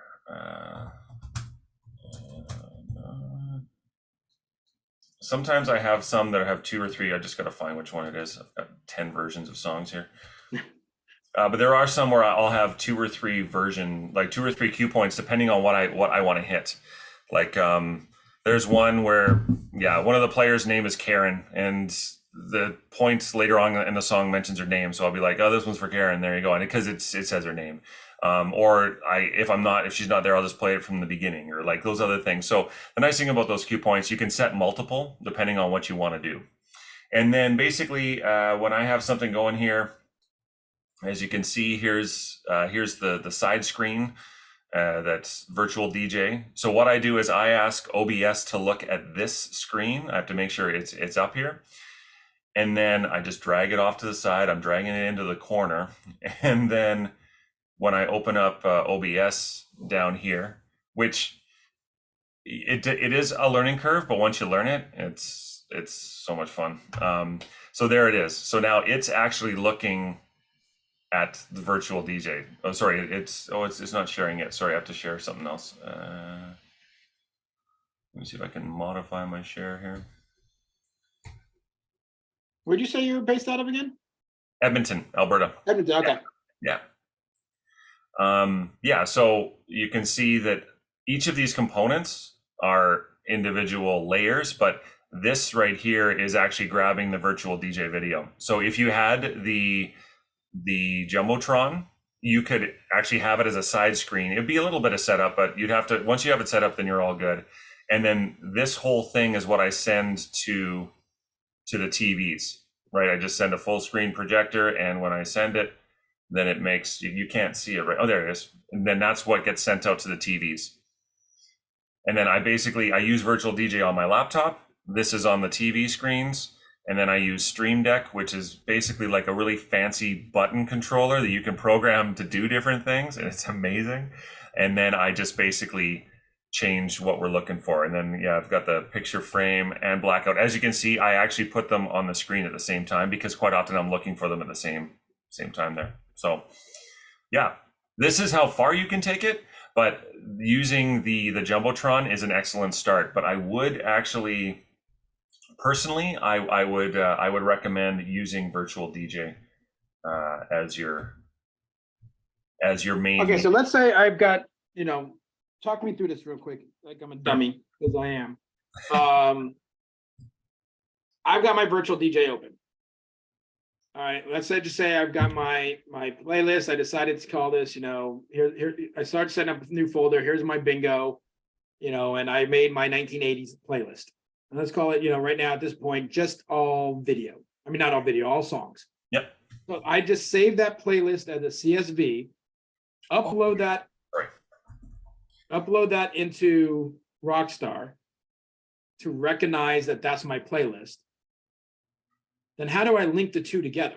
Perfect. That was your question. I fall down rabbit holes quite often here. So let me share. I'd like to see what there we go, screen. I'm going to share that. Perfect. Okay.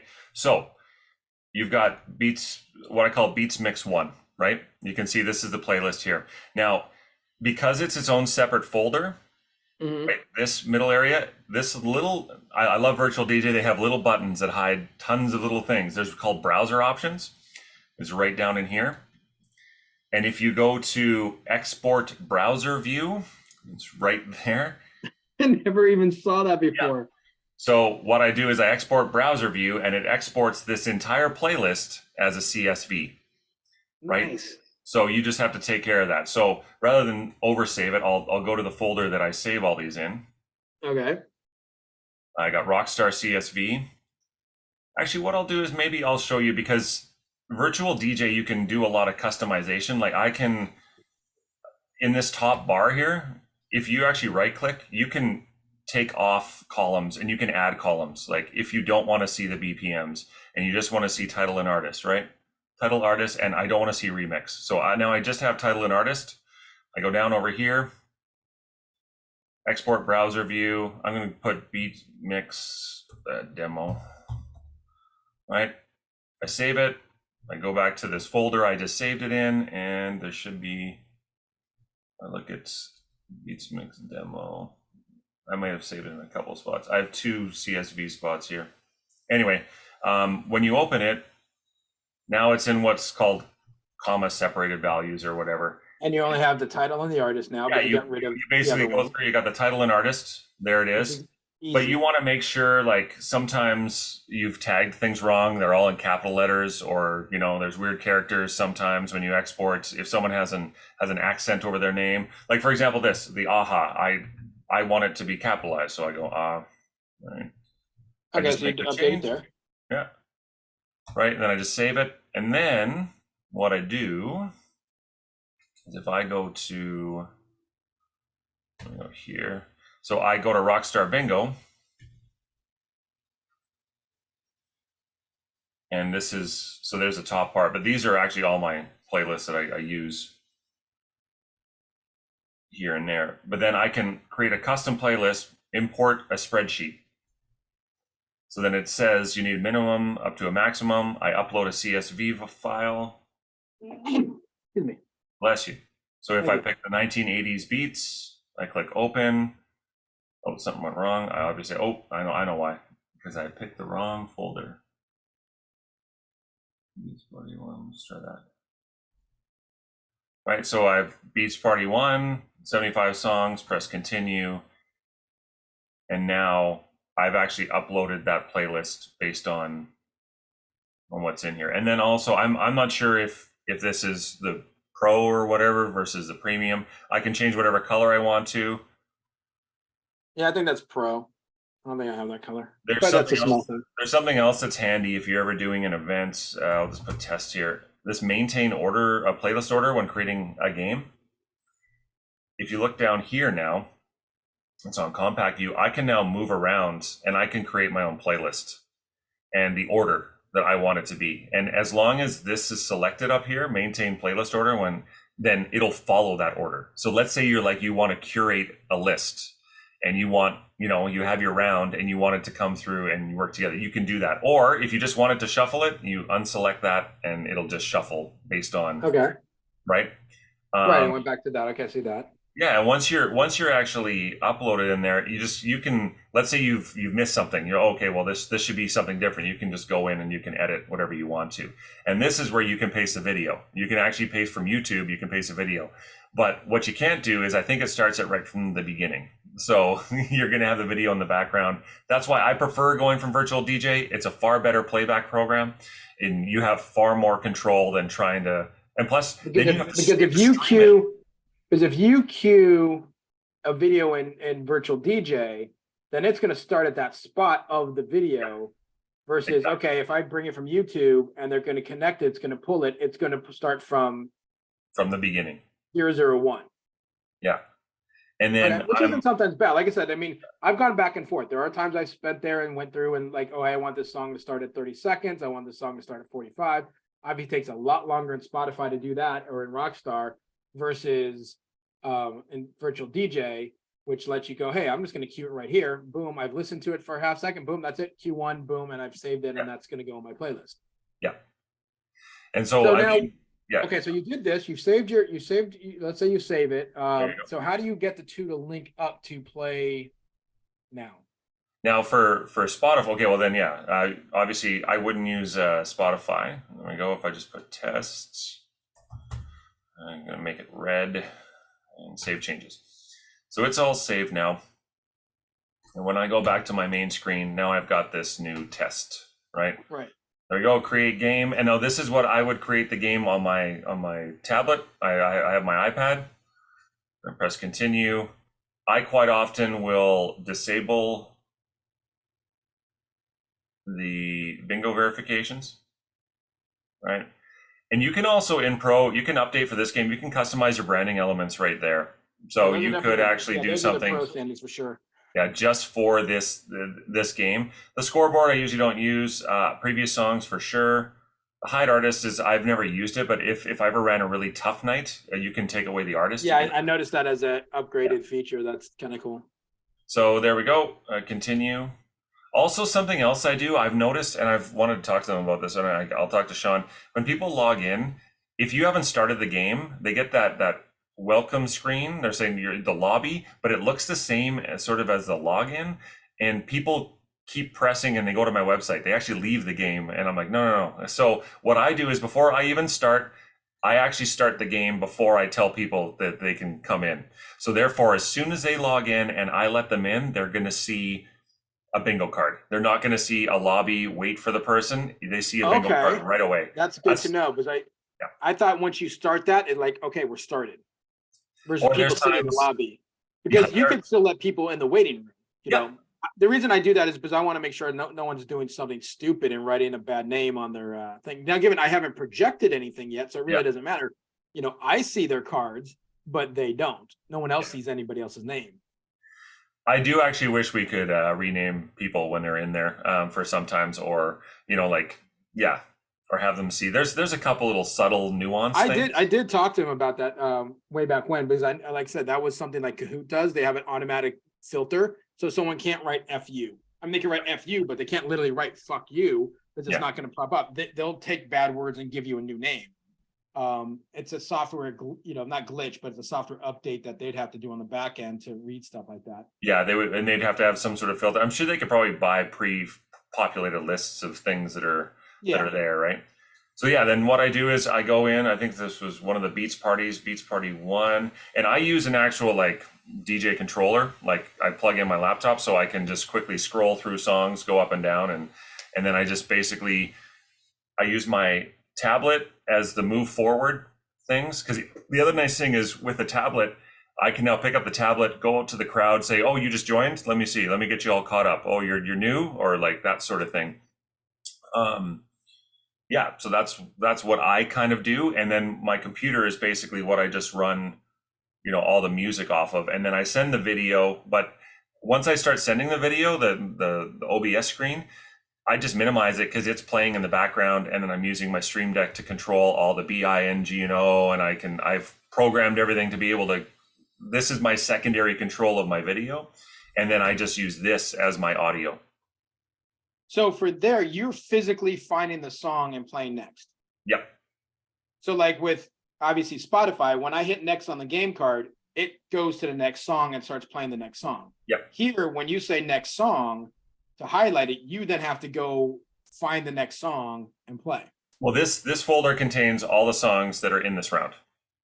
And when I use my scroll wheel on my controller, I just scroll up, scroll down. As one song's playing, I have the other one queued up. That's one thing, is I'm right here.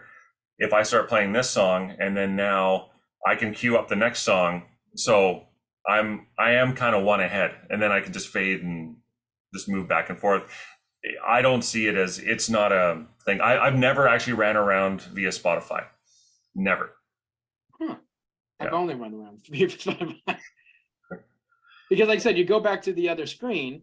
If you don't pull up Rockstar for a second, you know, so Neutron Dance. So you cue Neutron Dance, and then you put the second song on in channel 2. Yeah. So and now you just go back and forth. And so now you got 2 songs going. So you start playing Neutron Dance, you know, people are there, you play 30 seconds, 45 seconds, whatever. And like, okay, we're going to go on to our next column. And now you just fade out and that. And in the meantime, you go back to. Yeah. So this is Dance was playing the video. Look at that. But you have this is hooked to video. So that's what everyone's seen on your Jumbotron or your big screens or TVs or whatever. Yeah. And then when I go back to virtual DJ, take this here, fade down. Okay, next song here's underneath, whichever, where is it? Underneath the B. It's the next one here. So you do have to, you click that so that they now know the highlightation went to the G column or whatever. And then I push B and I go over here. Actually, there. And now I can see it's now underneath the B, right? And we're looking for one line winners. And that switched over, but you started playing track 2. Now, what happens if you, because you just lowered the volume, can you go back to DJ for a second? Sure. Because both of them are still playing. Yeah, but you see there's a level here, and that's why having a small little controller that plugs into here so you can control these sliders, you can do everything. It's not like I am not one of those wicked DJs. I'm not that at all, but a controller is so handy when you're using virtual DJ just to quickly jump between songs, volume up, volume down. There's a couple ways. You could use your slider down here, but I prefer to use volume up, volume down. And so, then I'm there. And if the next song. So that's something that I didn't know, at least with videos, that it took over the because your volume was all the way down, the other one would take over and the video would automatically play. Yeah, you can set that in. Let me just press pause. That's kind of cool. You can set that in the settings here in Virtual DJ. Let me just move it out of the way. If you go to options, video, you can have different types of crossfader. You just have smart, linked, or separate. I pick smart. So if the slider's all the way down, then the other one's going to play. Okay. Right? That's sort of how that plays. So if the way I can demo that is, so for Since my example, business partner is the one that set up all the virtual DJs on our system, I got to ask him like, okay, what I need to make my list, what songs already have videos tied to them, so when I get to this next level, I already have this done. Yeah, that is, yeah. Create, so I need to find out what videos I have listed for all my songs. That would probably be my first one to go with. That's a good point to start. So as you can see, right now both volumes are up, so they're kind of doing a cycle. But if I fade that down, then it's just going to fade over to the other one. And you can set in your video aspect here, you can set the different types of fades that you want to do, the different types of transitions. But that was kind of cool. I like that little, because that was like, okay, hey, we were listening to this song, we're at that, and now I'm like, okay, but you started playing Modern Love, brought up the volume because I was now, let's say, song 3, and you're like, okay, now it's time for me to bring down song, 2, and here, song 3 is already up and running. Now there is sometimes, I don't know if, the slider will achieve the same thing too. That's kind of cool. Right, so the slider, that's the smart thing. The thing about the slider that's nice is it's going to fade the first one and increase the volume as you, actually when you're in the middle, it's probably going to be, both songs are going to be blaring. So that's where you've got to, but you can definitely. Yeah, but if you're going to use the slider, you're fading the fade. So that's a cool aspect. Holy shit, you just taught me so many things about virtual DJ I had no clue about. I talk in between every song, so I just bring all the music down, and then but there are sometimes what I'll do is if someone wins, I'll do the Four Corners prize every once in a while, and then so let's say you're playing, or let's say you have a song that you play every time someone wins. Right now, all of a sudden you can go, okay, Modern Love's playing. Okay, well, oh, someone won. Okay, well then now I'm gonna fade it down and say, hey, guess what, ladies and gentlemen, we found a one-line winner, and as it starts playing, right? Yeah, and then so people cheer and they do all that. So the thing about virtual that's nice, or any control, you can use Serato, you can use virtual, whatever, anything that you can have 2 decks and kind of work your way through, is that you're going to be able to really customize your show. You're not dependent on Spotify. I think Spotify is excellent for making playlists. I've also done that because I do a lot of private shows, which that's another thing. For company parties, let me tell you, this is a thing. I'm still doing online company parties. I host it on Zoom. Everyone logs in. I've done stuff for morning coffee break. I've done stuff for, a Christmas party. They're having a staff online Christmas party, so their kids can be there, but they're going to be doing it right on Zoom. And what I've asked them to make their own custom Spotify playlist. And then I'm like, there's your songs. Thank you very much. But in virtual DJ, I put all the songs together because I want to know how they're going to sound. I want to know what's going on. But they've made the playlist, and then I'm like, perfect. Or the clean version and stuff like that. So. Yeah, or if I've done a private show for someone's birthday, and I had a sweet one where it was 4 ladies. One was in San Francisco, the other one was in British Columbia, the other was Florida, and then Amsterdam. It was 4 ladies, and I charge them probably 600 Canadian for an hour show, and then I uploaded the playlist on the Spotify. I said, here's your entire playlist. If you want to follow that, there you are, right? So it's like. So you just add in that extra step about having okay, this is where you're doing all your music and stuff like that. You just got to remember to go back to the other screen, or your in this case your tablet, and press next. And press forward. So that's where that's all you're running through Rockstar. You've already uploaded your thing. You let it randomize, or like you said, if you didn't want to randomize, and you left this as exactly matched your playlist, because it's CSV, it would already be in order of your playlist. You can set it that way. Actually, let me just go. There we go. Because when you first uploaded, when you first sent over the list with CSV, it brought the list as it was listed. Yeah, I have this sorted in by title right now. It's sorted by title, but where that kind of comes in is sometimes in these side lists here. Like when I do the online show, like the one I'll be doing next Saturday, is I'll have my playlist already determined, the order already determined in Rockstar. I will have that same order there. I will upload it as a CSV, maintain that order. Because what I do is in the chat, I drop in like the last 5 songs as they're kind of moving their way through. But in order to do that, I need it in text form because I don't want to be sitting there typing the entire time. So I kind of prep myself on a text file. I just copy and paste right into the chat. And so that's I can do with CSV, right? And so yeah, there's a couple elements that where you're maintaining that playlist order where it's handy. And then when it comes to virtual, I can just create a side list and move all of these in here if this is the order that I want it to be, right? The one thing that gets me is when I'm doing the Rockstar, because they don't have static columns, I don't know what letter a song is going to be underneath. So I have to make the round first to let people know what letter a song's under in order for me to make my side list. It's like, so that's where, yeah.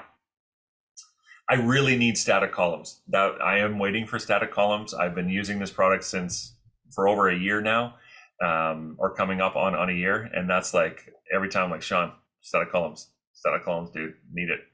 Well, it looks like for at least I mean, this is good to know. It sounds like this is definitely the way to go if I want to start using videos. Yep.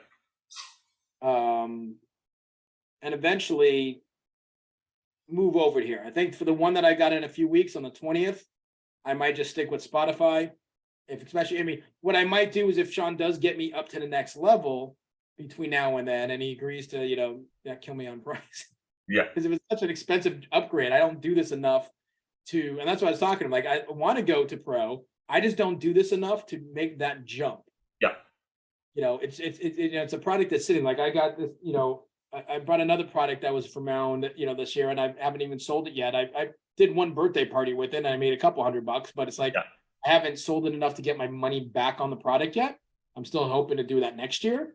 But so it's like, before I make that commitment, I wanted to make sure that this was something that was going to pick up, because I'm not doing enough of these by any means. I've still got all the regular stuff I do with my job.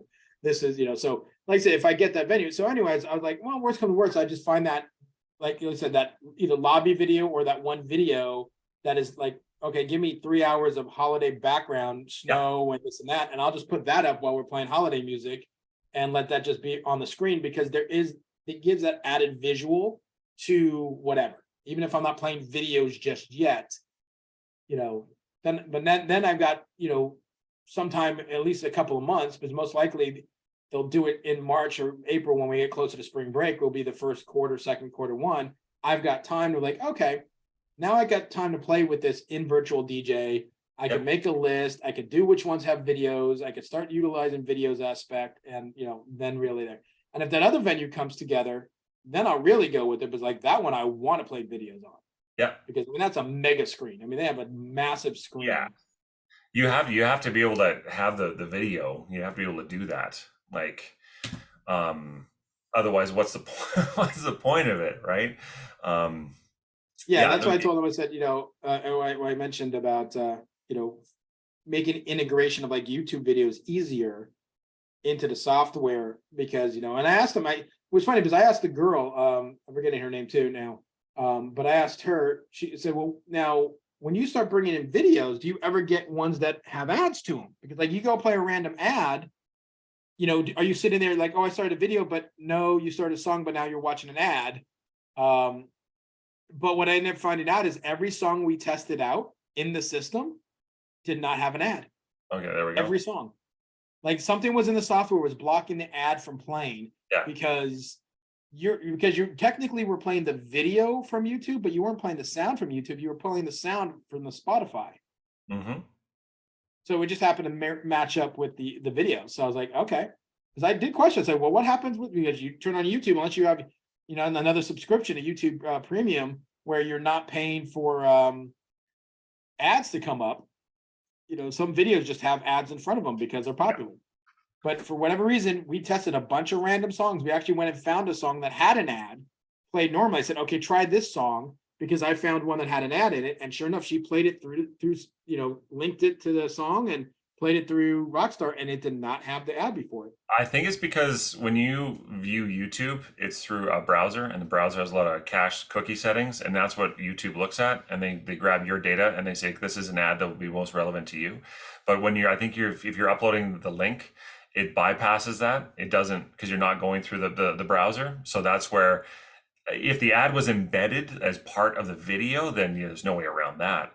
Like some of the videos, that's a tough thing, is I prefer to get music videos from actual like reputable sources, because some of the YouTube videos, they're the cinematic version where they've got like choppers flying through and all of a sudden people start talking, or it cuts and like, oh, this is pointless, this is dumb. So I need the DJ version of that. You need a clean version, Yeah, the one that's only music. The other thing I'll show you, Sora, just real quick. This is what I use for my online shows. What you're not seeing right now is me, because I don't have my green screen up. But basically, if I were to turn it on here, there I am on my other. All right, one. you as a host in your own thing. And so I'm a floating head in here, right?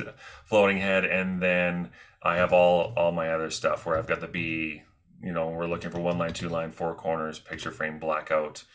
I have applause that can come in there too. If I push bingo, it should go. Yeah, there's bingo. I did a Marvel one, so I had Deadpool, but yeah, the OBS there, you can do a whole lot. I want to do a full music one to Quentin Tarantino's music, all his movies. Oh, absolutely. The songs that Absolutely. came, I mean, there's got to be 75 songs from Quentin Tarantino movies. I know these only did 9 for sure. movies, but the soundtracks are there. And then I can also preload and put in, like I had to make them do the dance, do the Apache dance or whatever. Or if I had sponsors, I had sponsors in here, I make an entire splash screen just for them, what they're doing. But I'm still in the bottom corner here, right? You can set different layers or the next show. When's the next show coming up? Oops, there. I can get it going. Well, looks like 2023 might be the year that I have to teach myself this OPS thing. Yeah. OBS is, I've pre-show stuff.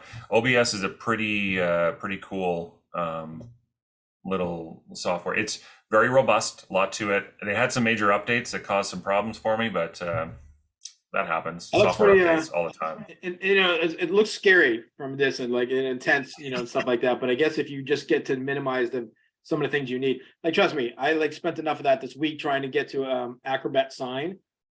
I'm on a trial period for that, and I was like, okay, I want to shoot myself with how long it took me to set a simple template up and this and that, and does it do what I want it to do? And I'm getting frustrated in the hours it took me just to do that. Is that for your contracts? Yeah. Is that for your contracts? Well, might I suggest something? My day job, I work in foster care. I found a service. This will be my tip to you, and then I have to run. You go to Jotform. Put it in there. Jotform.com.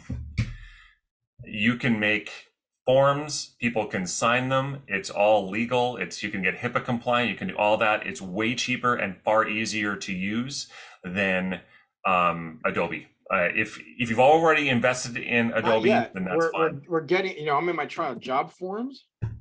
Jotform. Jotform.com. Jotform.com. Okay, it'd help if I did not throw an extra I in there because there's no I in Jotform. Dumbass. Jot. A Jot? G-O-T? J-O-T, yeah, it's in J-O-T. Like I'm jotting down J-O-T. Yeah. Jotform. Okay, sign up with an email, it's free. Okay, I'll give this a look.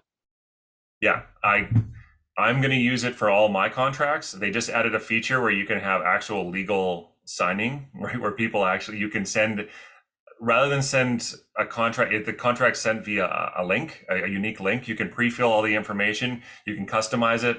The pricing is pretty affordable, I find. Well, right now, looking at what they got here, I mean, save 50, huge discount, save 50%. They're looking at bronze, silver, and gold. They're actually higher. Are they? So Yeah, for they're even, yeah, for me, because I could do a year of Adobe Sign right now for like 252, 260, and they're at 408, and they have a form limit, 100 monthly subscriptions of Interesting. 1,000. Interesting. So yeah, they they might have changed. Like DocuSign changed too. Like when I had DocuSign a couple years ago, there was no limit on how Okay. many contracts you could send out to somebody, and now their lower level version is like 100 a year. Okay. I'm like, dude, I could do 100 contracts in a good month if I get really busy. Yeah. Between client contracts and personnel contracts. So, like I said, it's just one of those learning curves. So I mean, For sure. And yeah. listen, I know you got to go, and I just want to say, Scott, it's an absolute pleasure meeting you.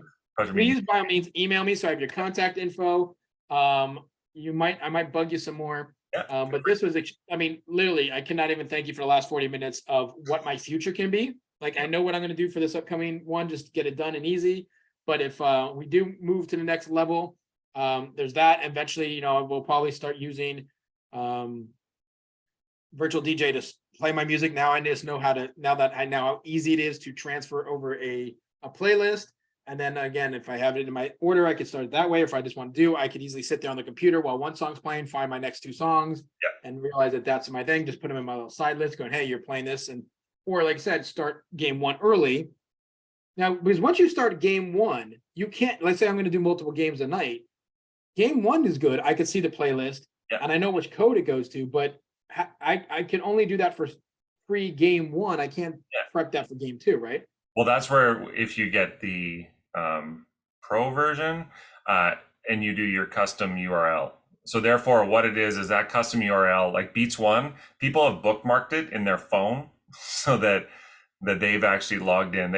Even before I started the game, they're ready to go because they've bookmarked. They know that Beats One, like that entire web address, any game that I'm playing, they'll be able to get in on that one. So that's what I'm saying. Like, so for game two, yeah. Let's say you got to go to game two, you got to still put that into Rockstar, and for that to make it, if you are doing a random shuffle, you won't know ahead of time. Like you have your side list. Yeah. So if I want to save certain side lists, say, hey, this is the I'm not using Beats, Beach. I'm using Beats 80s for game two. You can't. Within Rockstar, you have to wait until you're ready to launch that game to get the code, right? Not unless you push the maintain playlist order, where in which you already have it in Rockstar as a set playlist. If that order is already set, personally, what I do is I just open up the folder and I let it shuffle, and then I just scroll through that folder because there's only one folder. It's 75 songs. To scroll up and scroll down, if you can use your even a mouse. Because it's all in this, it's alphabetical order. So you just got to find it. Like, oh, okay, that's the next song that's going to pop up. You do that. All you have to do is hit the other, next song on your tablet or a secondary computer, because you're still running everything through your main computer now. Yeah, that's exactly it. All right. There you go. Good to know. I appreciate it. Thanks again. It means a lot. My end goal is I've been wanting to find some time to create a YouTube channel to talk about bingo hosting and actually just do stuff like this. This is what I'm doing here. Use this, guys. Try this. Do that. Not even to get monetized, just because I have this in my head, and this is the first time when I started talking with Sean and them that I've been able to connect with other hosts, and it's fun to talk. And if you share and trade secrets, because we're in totally different markets, I think we can just make the game better. So I have no exactly. That's why I was like about white labeling it. I'm like, I don't want someone else. Like, I don't even like using Rockstar Bingo /join, because I'm still giving away the name of my product. Like, it's like I can't get away from doing Kahoot. There is no white label to Kahoot. I'm telling you to go to Kahoot IT for my trivia. I use Kahoot. Everyone's there. The difference is my questions, my games, I don't make public. I make them private. Yeah. They're my questions. They're my games. No, you still have to go do the work if you want to use the platform. With this, the platform, because the standard version is so easy. I just got to hook this to my Spotify. Okay. Anybody could do it. Yeah. And it's the level you just took it to, and where I want to take it to, maybe not to your level, but take it that next step up where I want to take it. That makes it a different, but still, that's why I want to kind of hide Rockstar Bingo, because I didn't like, oh, hey, they're using that. What's Rockstar Bingo? I've never heard of them. Oh, really? Oh, I could just easily buy a license. That's easy. I could do this myself. Why am I paying this guy $300 a shot to come do it when I could go ahead and do this for myself for $50? For sure. That's where That's again where I was kind of getting the that. extra the extra that's where I was getting that production value. The extra production value for me. There is another Sean in the Edmonton area, and he's part of the conversation here. I would say he would be my direct competition, but this is my professional side gig, so I don't really mind too much if other people are doing bingo. It's only going to help. But that's how I'm kind of sitting. So yeah, I mean, it's still very new. I mean, I know there's a lot of other people that are still doing musical bingo out here or that, and I don't call it Rockstar Bingo. Eventually, I got to come up with a cool name. Because right now I just call it musical bingo. Or it's what, I have two companies. Basically, one's Classic Entertainment, the other one's Wise Guys Interactive. So I call it like Wise Guys Musical Bingo because I already have it branded. I'm like, I'm already Wise Guys, so why not just be, why it could be Wise Guys MB for musical bingo, or Wise Guys Bingo or something like that. So there's that aspect, but at the same point, this is the one that's touchless. No one has ever bothered me with it wanting pens and daubers and do this. They like the fact that it's clean, especially an outdoor venue. It's clean. You're not chasing papers. No papers are going to go in your lagoon. No papers going in the bay because we're right on the water. Yeah. Like, it's easy. All I have to do is follow along with their phone. Yep. But I want that big screen aspect. That's the thing I'm waiting for. So I got to. Yeah, and Jumbotron is great for that. It's a great starting point. It really gets you quickly into the AV. So, yeah, definitely. Perfect. Again, appreciate your time. Thank you so much. Nice meeting you, man. Nice meeting you too. Definitely talk to you again. You betcha. See you, man.